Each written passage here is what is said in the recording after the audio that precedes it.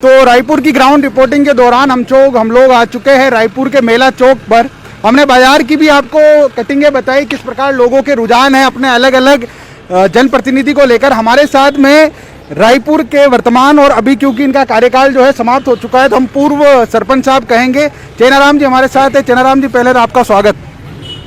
विकास जी और मारवाड़ न्यूज़ का भी रायपुर में स्वागत है।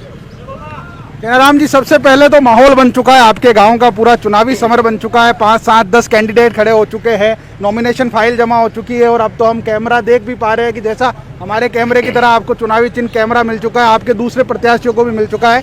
तो पहले तो जो भी चुनावी समर बना हुआ है उसके बारे में क्या कहोगे आप? चुनावी समर के बारे में तो मैं नहीं कह सकता, ये तो जनता ज़्यादा कह सकती है। जनता से हमने जब जाना तो जनता, बहुत सारे लोग कह रहे हैं कि सरपंच साहब अच्छे हैं, मगर सरपंच साहब का जो रवैया है वो थोड़ा सा गुस्सेल है, थोड़ा सा अग्रेसिव है, क्योंकि जवान है, युवा है, तो छोटी सी बात पे गुस्सा आ जाता है। तो क्या ये गुस्सा व्यवस्था में लिप्त भ्रष्टाचार का है या निजी गुस्सा है? अगर भ्रष्टाचार है तो प्रूफ करे।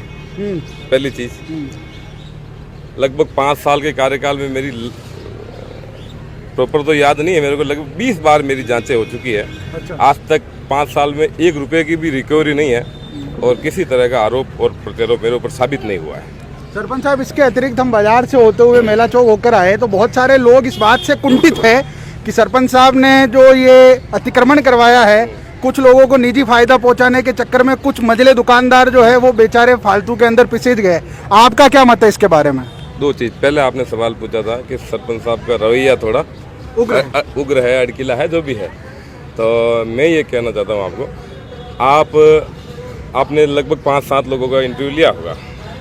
बहुत बड़ी पंचायत है, 7-8 गांव है, राजस्व गांव है, लगभग 12,500 वोटर्स है हमारी ग्राम पंचायत में। आप उन जगहों को छोड़ के आम गरीब लोग, मजदूर लोग, किसान वर्ग, इन लोगों के बीच में जाइए आप। अगर वहाँ ये चीज़ आपको सुनने को मिलती है क्या कि चेनाराम उग्र है या चेनाराम भ्रष्टाचार करता है या चेनाराम दादागिरी करता है, ये उन लोगों से आप पूछिए।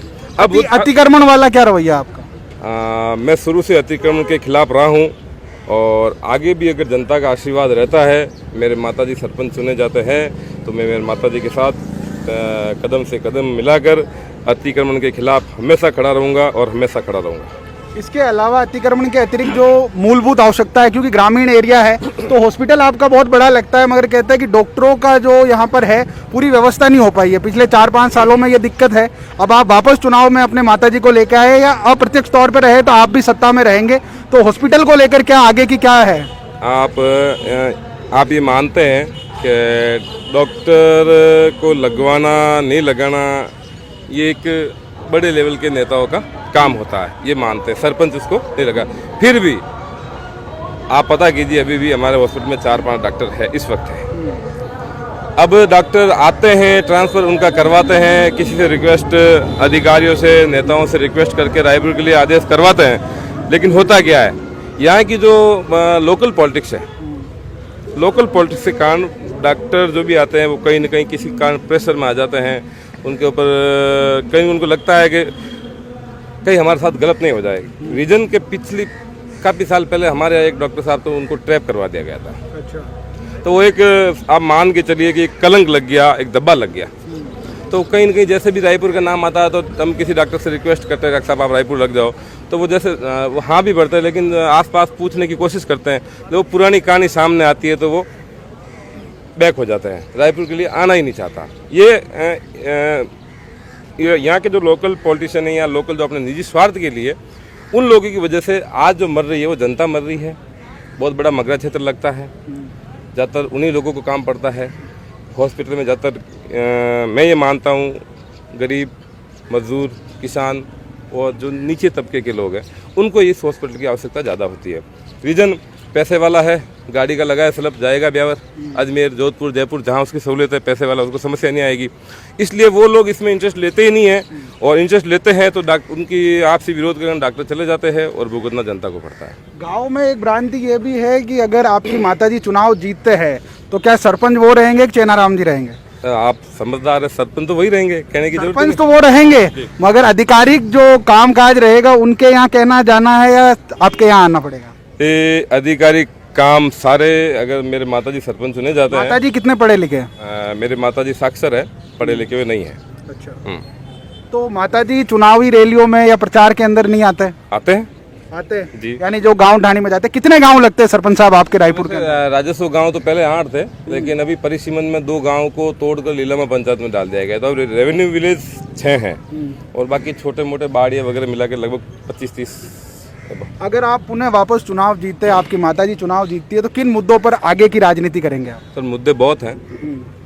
जैसे 2-4 मुद्दे आप बताइए। जैसे बहुत सारे, जैसे अतिक्रमण आपने करवाया, गोचर भूमियों का करवाया, अब आगे 5 सालों के लिए कौन से मुद्दे जो रायपुर की जनता के बीच में आप रखेंगे? बड़े बड़े मुद्दे मैं आपको बता सकता हूँ। इस 5-6 बड़ी सड़कें हैं जो कनेक्टिंग है हमारी, जो हाईवे और मुख्य सड़कों को जोड़ती है, जो बहुत बड़ी परेशानी का सबब है कच्ची होने के कारण। जैसे एक हाईवे, ये गोंदा बैरस हाईवे की तरफ जाता है, जो अगर नदी कभी भी आ जाए तो वो रास्ता बाईपास के लिए सबसे अच्छा है। एक कुंडाल वेरा है, उधर से दीपावास रोड से वो हाईवे की तरफ जाता है, उसकी लेंथ ज़्यादा है। तो पंचायत क्या है, पंचायत का एक दायरा है 500 फुट, 700 फुट, 1000 फुट तक वो सीसी करवा सकती है। लॉन्ग लेंथ में पंचायत को इतना बजट नहीं मिल सकता कि वो 1 साल का बजट एक ही रोड में डाल दे। और 2 रोड एक खीवल में है, फिर देवनारायण भगवान के मंदिर तक, एक महादेव जी के मंदिर तक, एक जूटा से हरिपुर रोड, ये 6 मुख्य सड़कें हैं। और दूसरा, एक कॉलेज की घोषणा हमारे रायपुर के लिए हो चुकी है, उसका निर्माण कार्य जल्दी से जल्दी शुरू कराने की कोशिश की जाएगी। स्टेडियम की स्वीकृति हो चुकी है, उसका भी जल्दी से जल्दी स्वीकृत का निर्माण कार्य शुरू करवाया जाएगा।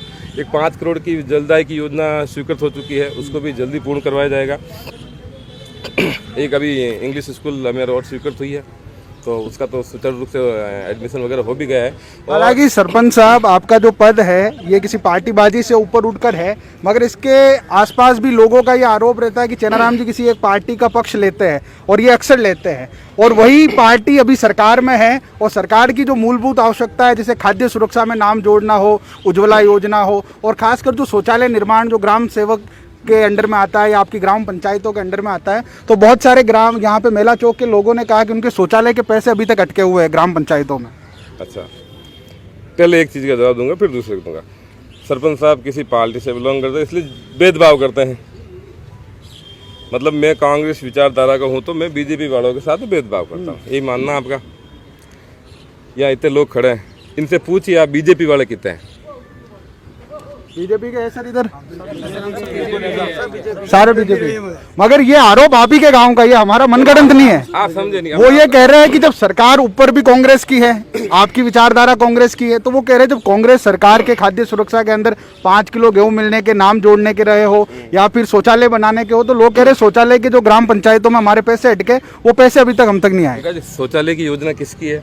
शौचालय भले ही केंद्र सरकार की है, मगर पैसे ग्राम सेवकों से, आपकी पंचायत से होकर निकलता है। नहीं, ये भी सही आपको जानकारी में नहीं है। पंचायत से होकर पैसा नहीं निकलता है। सिर्फ जिसको शौचालय का फॉर्म भरवाना होता है, वो पंचायत में सिर्फ एक हमारे काउंटर सिग्नेचर ही होते हैं। उसको पास करने के लिए, हाँ इस फॉर्म पे पास हो, ये फॉर्म भर दिया, फॉर्म में ग्राम सेवक को सरपंच के सिग्नेचर होते हैं। उसके बाद वो फॉर्म जाके पंचायत समिति में इस डिपार्टमेंट जमा होता है। उसके बाद जिसके खाते में पैसे आते हैं, उसके डायरेक्ट खाते में पैसे आते हैं, उसका रिकॉर्ड भी पंचायत को, मतलब सरपंच को इतना नहीं दी जाती है कि मोबाइल पे किस आदमी के। बाद में एक लिस्ट निकाल सकते हैं अपन कि इतने लोगों के खाते में पैसे आ गए, नहीं तो वो सरपंच को पूछ के डालते हैं। नहीं, अब आप मानिए कि एक पंचायत में 5000 फार्म भरे गए शौचालय के, क्या पॉसिबल है 5000 लोगों को पैसे दे सकती है सरकार? आपकी ग्राम पंचायत से कितने लोगों को ये इस योजना का लाभ मिला? अभी लास्ट में अभी कितना हुआ मेरे को नहीं पता, लेकिन मेरे हिसाब से लगभग 2000 लोगों को, 2000 लोगों के घर में शौचालय की सुविधा। और खाद्य सुरक्षा कितने लोगों के नए नाम जोड़े गए लॉकडाउन के आसपास के बाद? कितने जोड़े गए नहीं काउंटिंग, लेकिन मेरे पास जो भी आया, आप पूछ सकते हैं, मैंने आज तक किसी आदमी को मतलब मना नहीं किया, उसके हाथों हाथ कराए, और आगे अगर समस्या भी आ रही तो हाथ कॉल करके उन लोगों को इस समस्या से निवारण करवाया। चलिए, बहरहाल सरपंच साहब, बहुत सारे लोग, अभी आपने कहा बीजेपी के भी है, उनसे बात करते एक मिनट में वापस आता हूँ। क्या नाम है सर आपका? तेजाराम जी, कहाँ से आप? रायपुर से। क्या उम्र है आपकी? 28 साल। पिछली साल की जो सरकार थी आपके 5 सालों की, अब जो नई सरकार आएगी चुन के आपके गांव की पंचायती होगी, जिससे क्या क्या मुद्दे चाहते हो आप सरपंच साहब चुने हुए आपके सामने, अब नए भी आने वाले, जो नए चुन के आएंगे, भले चेनाराम जी से परिवार से हो या दूसरे परिवार से, मुद्दे क्या रहेंगे आपके गाँव के? हम तो यही चाहते हैं सर कि गांव का विकास हो। विकास में कौन कौन से? सड़क की है, हॉस्पिटल की है, खाद्य सुरक्षा की? हॉस्पिटल, सड़क, हॉस्पिटल और बड़ा अतिक्रमण। बड़ा मुद्दा कौन सा है? सबसे बड़ा अतिक्रमण ही है सर। अतिक्रमण। गौशाला अतिक्रमण कोई भी नहीं हो। आपका क्या नाम है भैया? विष्णु नाम है। विष्णु राम जी, क्या मुद्दे हैं आपके गांव के? हमारे गांव के तो यही मुद्दे कि हमारे लिए अच्छा काम करे। डरिए मत, चेनाराम जी बड़े लोग। नहीं, मैं तो चाहता हूँ सरपंच साहब हमारे सामने खड़े रहे। तो आप बताइए, 5 साल कहते रहे सरपंच साहब के, 5 साल कैसे थे? बहुत अच्छे के थे, अच्छे थे। किसी को आप कोई तकलीफ नहीं। भावी सरपंच किन के रूप में देखना चाहोगे? हम तो चाहते हैं हमारी यही आए, प्रेम देवी जी आए। प्रेमा देवी आए। क्या नाम है सर आपका? श्यामलाल है। श्यामलाल जी, क्या मुद्दे, किन किन मुद्दों पे चुनाव होगा इस बार? मुद्दे हो गया सर, यही सड़कें हैं, जैसे हॉस्पिटल में आपने बोला था भाई डॉक्टरों की कमी के कारण पिछले 5 सालों में कितना काम हुआ बहुत ज्यादा हुआ सर। और आगे किसको आप देखेंगे अपने जनप्रतिनिधि के रूप में? तो प्रेम देवी माली को ही देखना चाहता हूँ। तो सरपंच साहब, बहुत सारे लोग आपके समर्थन में भी है, आपके जो प्रत्याशी जो खड़े हुए हैं उनके समर्थन में भी है, मगर आखिर में मैं आपसे बस एक संक्षिप्त में जानकारी चाहता हूं, अगर वापस आपका कार्यकाल आता है तो वापस आप किन किन मुद्दों की तरफ अग्रसर रहेंगे? सर मैं दो बात पहले कहूँगा, इसके बाद ये कहूँगा। बात आपने जो कहना चाहता लेकिन कट गई बात, कि जो लोग कहते हैं ना कि सरपंच बदमाश है या गुंडा है या दादागिरी करता है, जो भी उनका है, ये उनको इसलिए लगता है क्योंकि वो खुद गलत है। जो भूमाफिया है, जिन लोगों ने मंदिर, मस्जिद या गोचर की ज़मीनों पे कब्जा कर रखा है, तो उन लोगों ने सरकारी ज़मीन हो, करोड़ों की ज़मीन हो, उन पे कब्जा किया और उल्टा चोर कोतवाल को डांटे। गलत वो साबित हुए हैं, लेकिन गलत मुझे साबित करते हैं। आप ये मानिए, वो कहता है कि सरपंच साहब, कोई बोलता है 50 लाख लिए, कोई बोलता है एक बड़ा अमाउंट, मतलब कहते हैं।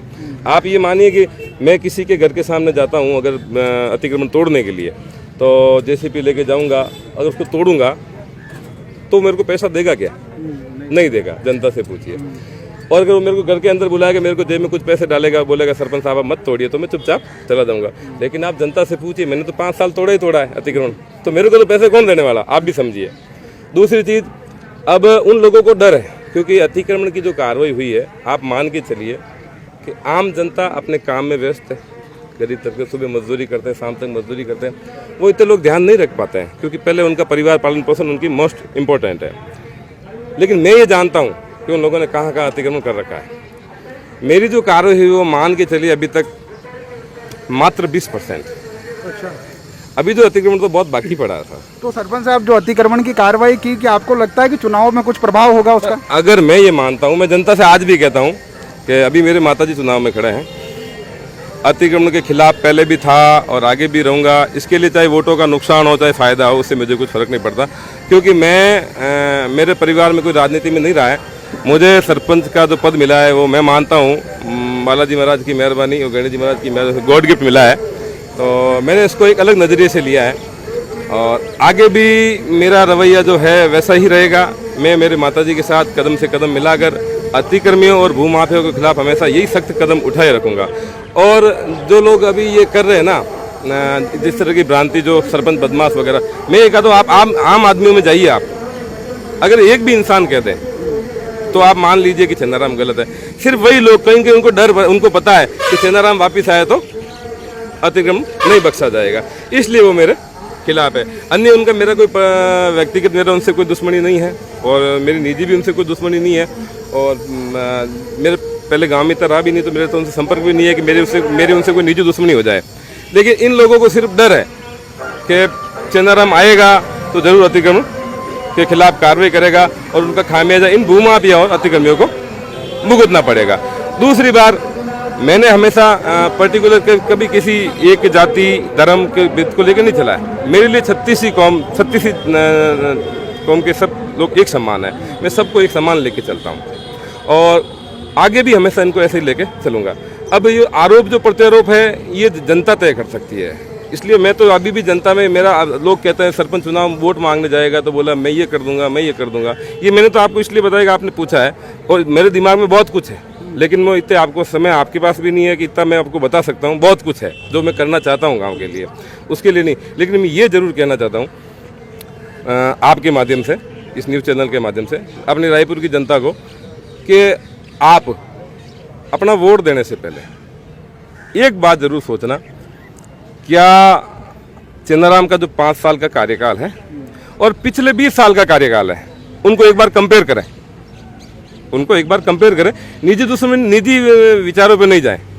अगर चेन्नाराम ने काम सही किया है, गांव के हित में किया है, गांव के भले के लिए किया है या गांव के विकास के लिए किया है, तो रायपुर की जनता मेरे माताजी को वोट दें। और अगर रायपुर की जनता को ये लगता है कि भी चेन्नाराम ने सही काम नहीं किया, चेन्नाराम ने गांव को गर्त में डाला है या चेन्नाराम ने गांव का नाम बदनाम किया है, तो मैं खुद रायपुर की जनता को कहता हूं मुझे वोट ना दें, खुले शब्दों में।